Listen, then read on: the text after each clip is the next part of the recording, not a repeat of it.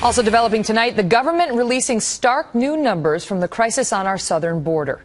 The Border Patrol says more than 55,000 unaccompanied children have been detained since October. That is up 500% from this time last year.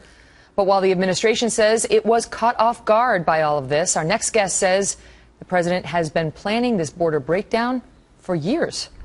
Dinesh DSouza is a documentary filmmaker and creator of the new hit film America. Dinesh, good to see you. And I know actually you had a meeting on your own book being booted out of Costco with Costco today. We're going to get to that in a moment. But let's start with your theory that President Obama wanted this border chaos. Why?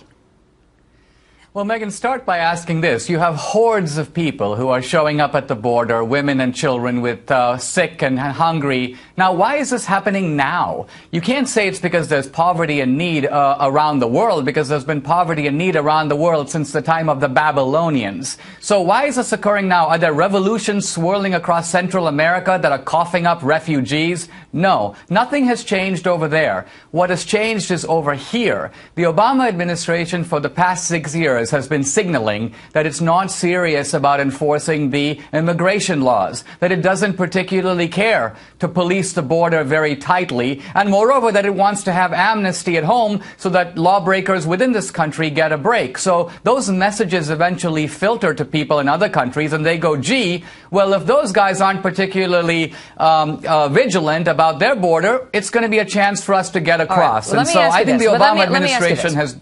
Let me ask you this, because the president of the White House, they would obviously point to the fact that they say they have record numbers of deportations. Some have questioned those numbers, but they say that they have removed far more illegal immigrants than George Bush did, for example. But let's put that to the side. If your theory is correct, why? Why would the president want this to happen?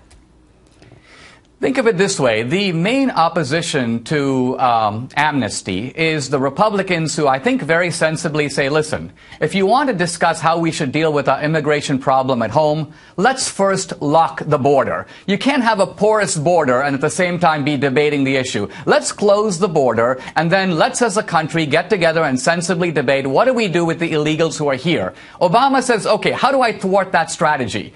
Now, one of the lessons of Obama's political mentor, this is the radical activist Saul Alinsky, was that, look, the American middle class is fundamentally innocent and decent, and you can always exploit the natural goodness of the American middle class for political ends. So if you produce women and children sick, starving, in desperate need at the border, it's very difficult for the ordinary American goodwill to say, turn those people back. Sorry, we're not going to help you out. So just by preying on the goodness of the American people, Obama's able to force the hand on the immigration issue and put the Republicans on the defensive and say, listen, either you give me amnesty, or I'm just going to let these people start coming across the border, and there's nothing you can do about it. I know in America, your film, you speak to the relationship that that President Obama may have had with Saul Alinsky, his ideas, and you have sort of a voiceover of a character that would be Saul Alinsky. Let's show a little bit of that. This becomes a contest of power. Now, power has always gone into two areas, those who have money and those who have people. We have nothing but people. One thing I've come to realize is that any positive action for radical social change will have to be focused on the white middle class.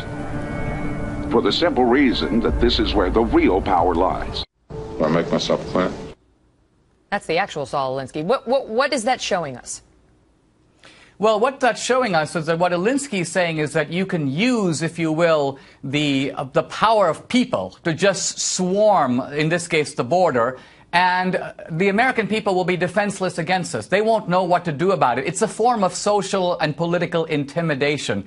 I was at the border myself, Megan, not very long ago researching this film, and I talked to a border guard, and I said to him, with all the surveillance that our government is doing of its own citizens, why can't we spot people coming across the border? And this guy goes, oh, we spot them. He goes, the problem is when we go to our supervisors and we tell them, look what we see on the camera, what they tell us is, move the camera. In other words, don't show the American people what's coming across the border. And that's a direct quote. All right, I want to ask you about your big meeting with Costco, because Costco booted Dinesh's, he's got this big movie, America, out, and he's also got a book of the same name, and they took the book in early June, a month before the movie came out.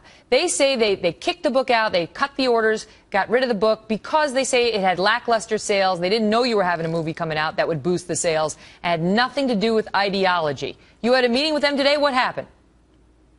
Well, I met with the CEO of Costco, Craig Jelinek, and also the number 2 guy, and it was a very eye-opening meeting. I think they sort of expected me to come in the Jesse Jackson style, you know, with a whole bunch of demands. I may be well-dressed, but I'm still oppressed, that kind of thing. Please give me this, please give me that. What I said to them at the outset is, what I want from you is absolutely nothing. And they were a little bit surprised at that.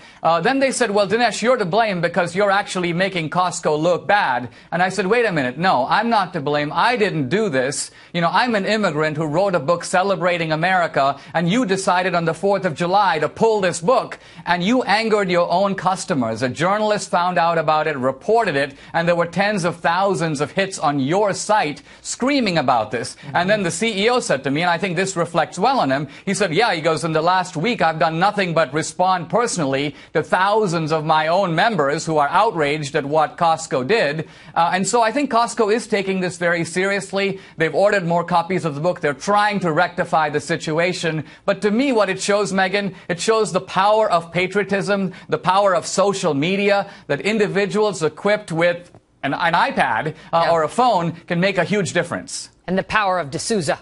Good luck with it, sir. Thank you.